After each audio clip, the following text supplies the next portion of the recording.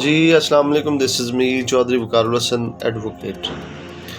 دوستو، اگر کسی شخص کے خلاف کوئی ایف آئی آر ہو جاتی ہے اور وہ جو شخص ہے اس ایف آئی آر میں اپنی ضمانت کروا لیتا ہے تو وہاں پر معاملہ ختم نہیں ہو جاتا، بلکہ ابھی ٹرائل چلنا ہوتا ہے اور پولیس نے مکمل یا نامکمل جو چلان ہے متعلقہ عدالت میں پیش کرنا ہوتا ہے۔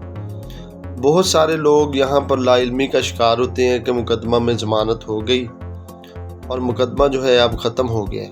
ضمانت ہونے کے 1-2 مہینے کے بعد جب وہ شخص کسی ناکے پر یا پھر کہیں ٹولفن والے یا پھر پولیس والے پکڑتے ہیں اور اس کا آئی ڈی کارڈ چیک کرتے ہیں تو بعض اوقات چلان آ جانے کی صورت میں 512 یا پھر 514 کی کارروائی ہوئی ہوتی ہے، جس کی وجہ سے پولیس والے اس کو کہتے ہیں کہ تم تو اشتہاری ہو اور پیسے لے کر چھوڑ دیتے ہیں یا پھر حوالات میں بند کر دیتے ہیں۔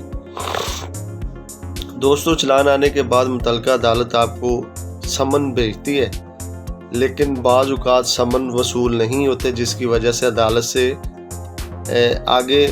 عدالت نے آگے بڑھنا ہوتا ہے، وہ آپ کے قابل ضمانت وارنٹ جو ہے نکال دیتی ہے۔ اس کے بعد ملزم کے خلاف 87 کی کارروائی کی جاتی ہے، یعنی کہ اس کا عدالت اشتہار نکالنے کا حکم جاری کرے گی اور ایسا اشتہار ایسے مقام پر لگایا جائے گا جہاں پر وہ ملزم جو ہے وہ رہتا ہو۔ اشتہار لگانے کے 30 یوم تک اس بندے کو دیکھا جائے گا کہ اگر وہ کورٹ میں پیش ہوگا تو ایسی صورت میں وہ عدالت میں ایک درخواست دے گا کہ میرے علم میں نہ تھا کہ میرا چلان آ چکا ہے، یا پھر جو بھی وجوہات ہوں گی وہ عدالت کے سامنے رکھی جائیں گی۔ یعنی کہ اپنی گرفتاری کو روکنے کے لیے یہ عمل کیا جائے گا۔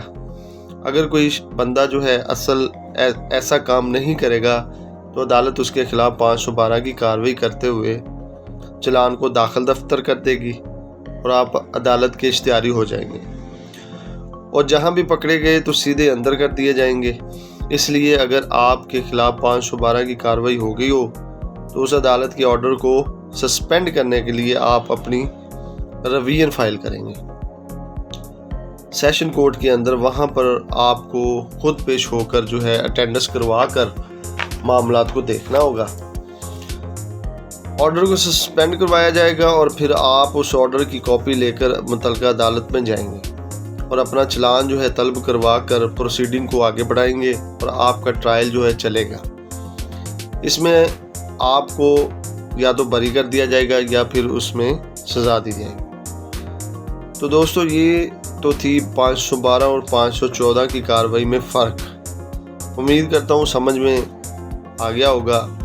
اگر پھر بھی کوئی آپ لوگوں کو کوئی بھی مسئلہ درپیش ہوتا ہے تو آپ میرے ساتھ رابطہ کر سکتے ہیں۔ میرے نمبر پر لنک میں میرا نمبر دیا گیا ہے۔